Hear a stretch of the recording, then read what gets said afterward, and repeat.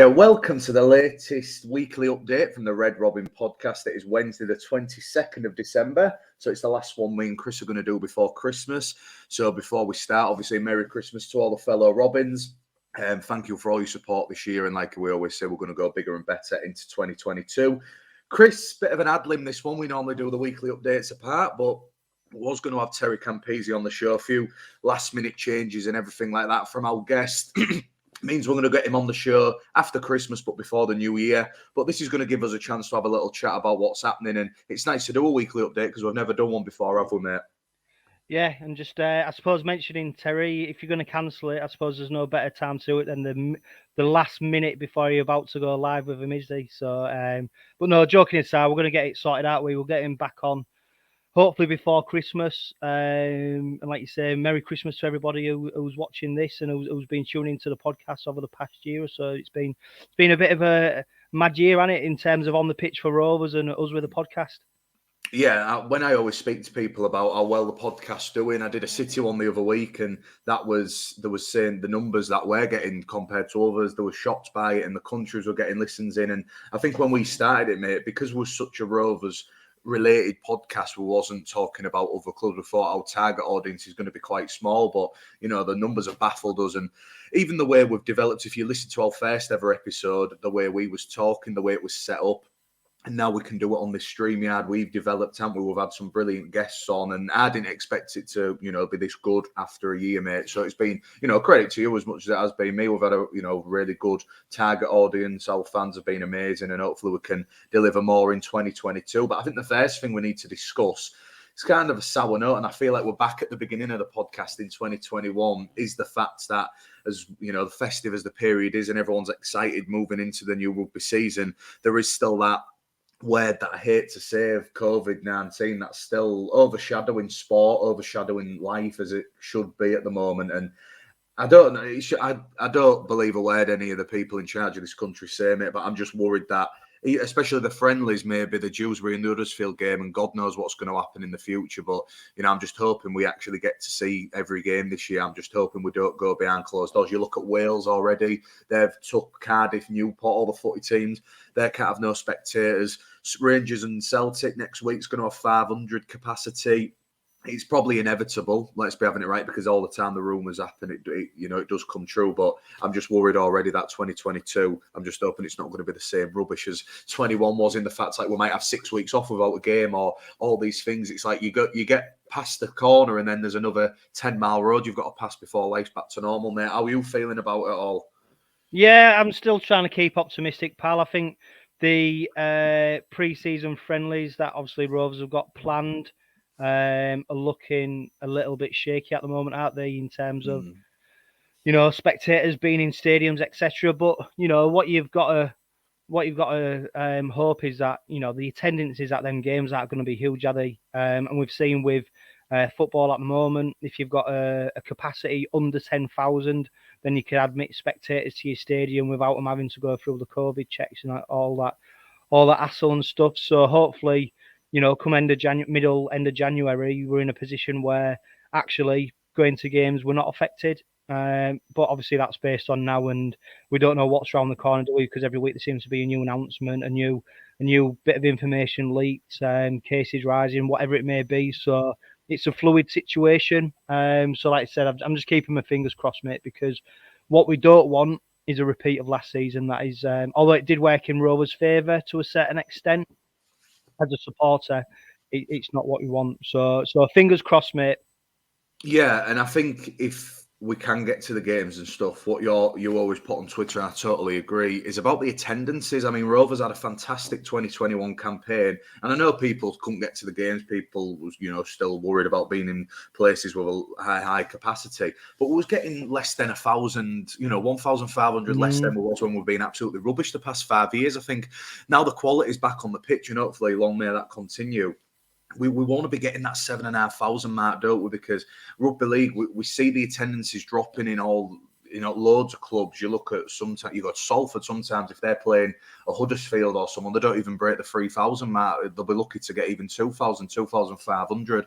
I'm just hoping now that Rovers have shown what they can do on the pitch, the fans will return, because especially when we've spoke to like 𝚂𝙾𝙲𝙸𝙰 and everyone like that, people who will want to get on the podcast, but we can't at the minute because the current players, and you speak to people and the players, they know what this fan base is about. And I think we spoke to Jenna Brooks. She said that's the 14th man of ` Rovers, that east stand, that north, all the crowd at Rovers.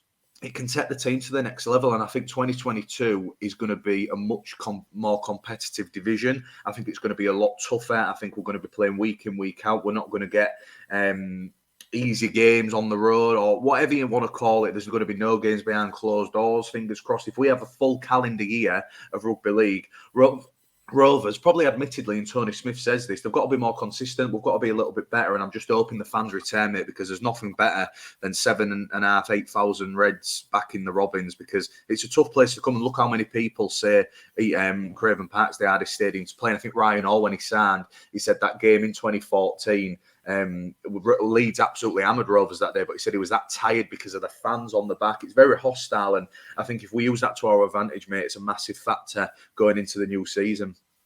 Yeah, and I think what's the fans who did attend games last season, we saw the Wigan game, the Castleford game, what a difference the supporters made in terms of getting the boys over the line and really contributing to the performances. But what's become apparent is that if Rovers are going to challenge at the top and we're going to be playing in the playoffs regularly, we need better finances. Neil Jules put his hand up and said, "I'm going to stay on." He's backed the team. He's backed Tony Smith, hasn't he, by investing in some big name players. And I think now it's the time for these Rovers fans who are on the fringes, who don't commit to the memberships but still attend, 8-10 games. I think it's time that they back the club, and because ultimately, if they want Rovers to be succeeding and they want to see us playing Wigans, Warringtons at the top end of the table, then we need every single person who can get to the games, who can put the money into the club to do it. Because I understand COVID, people are a bit wary of going out and stuff, but for me, that's not an excuse that washes that much now. Because if you want to go to a game, you go to Craven Park, you can pretty much still isolate yourself and not be around people if you really want to. You can do things. So I think now's the time to make a stand really and back Rovers, because if we're going to be averaging crowds of 6,500 next season, financially that won't work for the club. No. The off-field team are doing tremendous work, getting new sponsors on board, bringing players in, exciting players. The players are responding on the pitch. So now it's not about the supporters in the stadium, although I would urge anyone who's watching this to say, look, if you know your mate who goes every other game or don't commit to a season pass, convince them to get a pass, convince them to get that membership, because financially it works as well. You only pay, 20 quid a month? And it's now, is it really, when you think about it? I know money goes up if you've got families and you're paying for other people, but over the course of a year, it's an affordable package. So that's my marketing talk for the club. So I out on commission, don't worry about that. But I want Rovers to be successful as they can be, and fundamentally, we need to get more people into that stadium regularly to help the club financially. Yeah, and you mentioned about backing a few of the bookmakers I've been looking at. I do like a bet, I'll admit, and especially Bet365, who we was heavily linked with. Thought would be our friends, but a lot of the bookies, a lot of the gamblers predicting Rovers to finish 9th, mate. They're quite long odds to make at the Grand Final or the Challenge Cup Final, which is totally acceptable. But 9th, I mean, it's one of them, innit? We can talk until the cows come home, and we'll discuss in our 2022 preview that I think they're going to line up with this, or we're going to go this way. This is how Rovers need to play. But ultimately, it's Tony Smith, Danny Maguire, Dave Hodge and Stanley Jean who decide that. But 9th, I mean, like I mentioned, I think it is a much more competitive league. I think Leeds are going to be really good this year. They've signed a lot of good players. Cass are obviously rebuilding. But I think Rovers, let's be realistic. Sorry, I think people who think 𝚂𝙾𝙲𝙀 is going to come and we're going to turn into this best team in the world, I don't think we're going to. But if Rovers can just build on it, mate, and we always mention about a plan, don't we, about a long-term plan. I'm just hoping that we can kick on this year, and if we can get it into the playoffs, battle against like the Casses, Leeds, Hull, I imagine as well. I just want Rovers to kick on now, because like I said, 2021 was everything we probably couldn't imagine from an 𝚂𝙾𝙲𝙀 Rovers side. But we've been there now. We know what we can do. We know that Rovers didn't perform amazingly in 2021. As good as we was, some performances were absolutely shocking. So Rovers aren't there yet. But if you just add a little bit more spice to this team, I think 𝚂𝙾𝙲𝙸𝙾's going to be massive out the back line, working with Mikey or Jordan Abdul.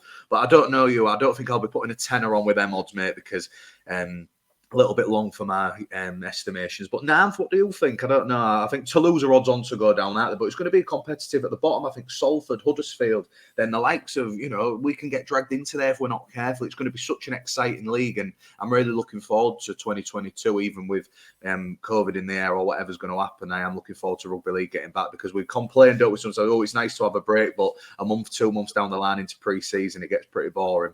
Yeah, and I think the odds are a reflection of are based on us playing a full normal Super League season, and last season was all over the place, wasn't it, at stages, and at one stage we was worried that Rovers wouldn't play enough games to actually qualify for the playoffs. Rovers had a month-long break, didn't they, where they didn't play any games. So I think the odds on Rovers for this season are more a reflection of playing a full season. And if you look at the recruitment that a lot of the teams have done, a lot of teams have recruited well, and they're looking stronger, aren't they? So it's going to be one hell of a competitive Super League. I'm really excited. I think it's going to be a fantastic competition next season. Rovers, we're going to do more podcasts and streams and stuff in January, aren't we, where we preview the season. But for me, if we can get that last playoff spot, I think that's success. And even if we're probably competing right down to the end of the season, we just get pipped at the end. Maybe that's success as well, because, from where we've come to where we are, it's been a journey. All I would say is that this team, at the moment, this is probably their last season of being the team that it is. We've got a lot of players out of contracts, a lot of players who are in sort of the later stages of their careers. So you'd imagine that at the end of next season, there's going to be a big rebuild going on. So yeah, I imagine so, mate. Yeah, like you said, you've got so many people in like the twilight. We know Ryan Hall's going to be for an extra year after 2022, but you've got SKD, 𝚂𝙾𝙲𝙸𝙰𝙀, Matt Passell. There's a lot of people off contract. But as time goes on, we'll obviously understand who's staying, who's going. But looking at it now, mate, before we wrap up, Wednesday, the 22nd of December, we start our pre-season friendlies in less than a month now. The 21st against Dewsbury away at the Tetley Stadium, and then the week after, we host Huddersfield at Hull College Craven Park. If you're the manager, if you're signing, you've got, you can buy a player. Where do Rovers need to improve on? Looking at when we did the squad numbers, I just feel like, obviously, 𝚂𝙾𝙲𝙀 named at number 3, so I do, you can't go squad numbers, but I do imagine he'll play in that centre role. Me personally, I just think we could do with maybe just another forward. I don't know, more like a bit of a utility who can play a loose second row prop.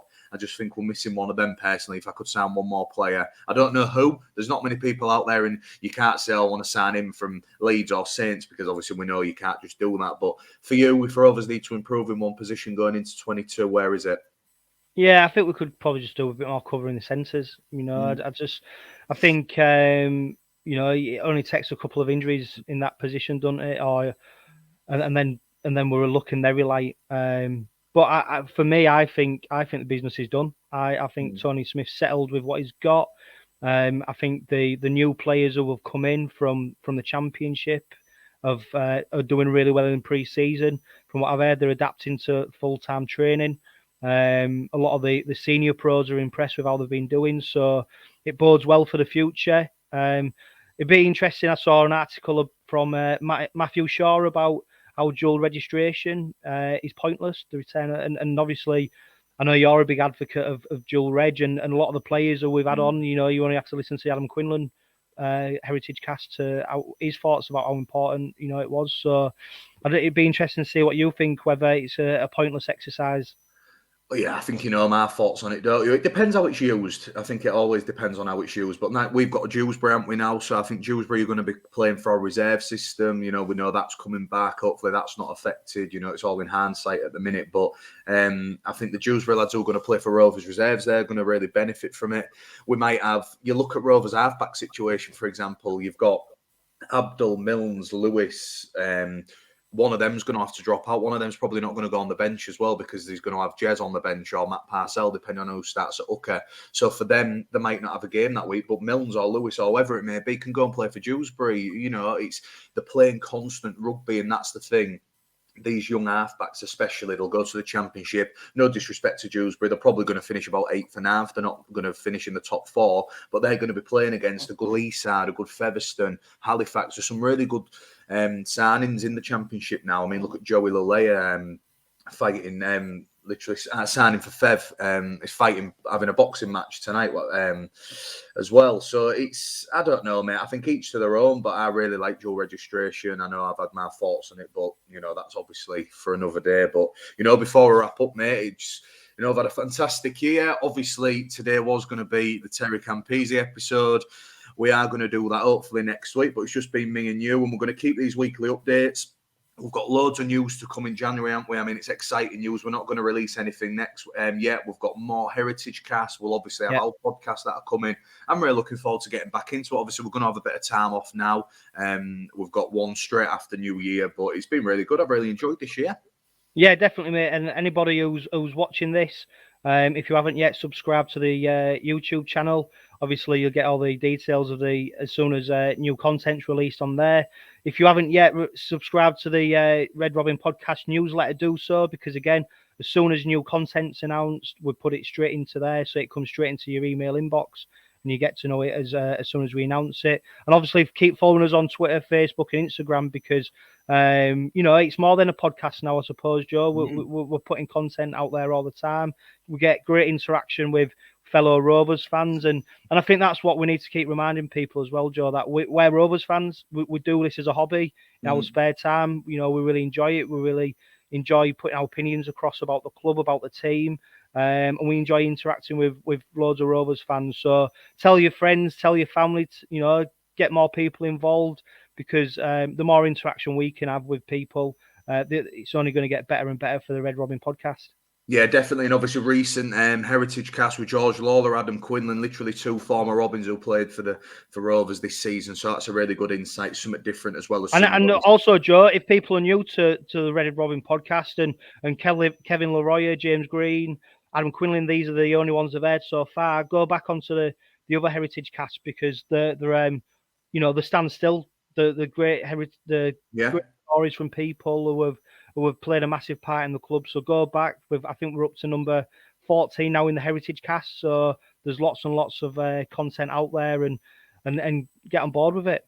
Yeah, definitely some good ones, mate. Justin Morgan, I remember that. Seems a long time ago now, but some great insights. And well, that's what I was going to say, mate. Just before we go, I wanted one question that I want to put to 𝚂𝙾𝙳𝙸𝙾 is about when he lined up with Dobson playing at Canberra, and they had the battle between him, 𝚁 and Dobson for the halfback. Who all ended up playing for Rovers. Exactly, yeah.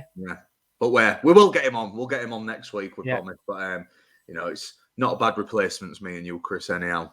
As Chris's lad comes in, he's the real star. He's the next best. He's being shy. He's not shy, really. He's waiting patiently with his Nerf gun to shoot me. Yeah, well, if that's the case, I'm going to let him go so he can do that. But no, Chris, thank you, mate. Have a lovely Christmas, won't you? And I'm sure we'll catch up after the 25th, and I'll see you next week for the 𝚂𝙾𝙳𝙸𝙾 one, hopefully. If not, we'll just have to chat again, me and you. Yeah, Merry Christmas, everyone. Yeah, you too. Thanks, guys. Up the Robin. See you soon. Bye-bye.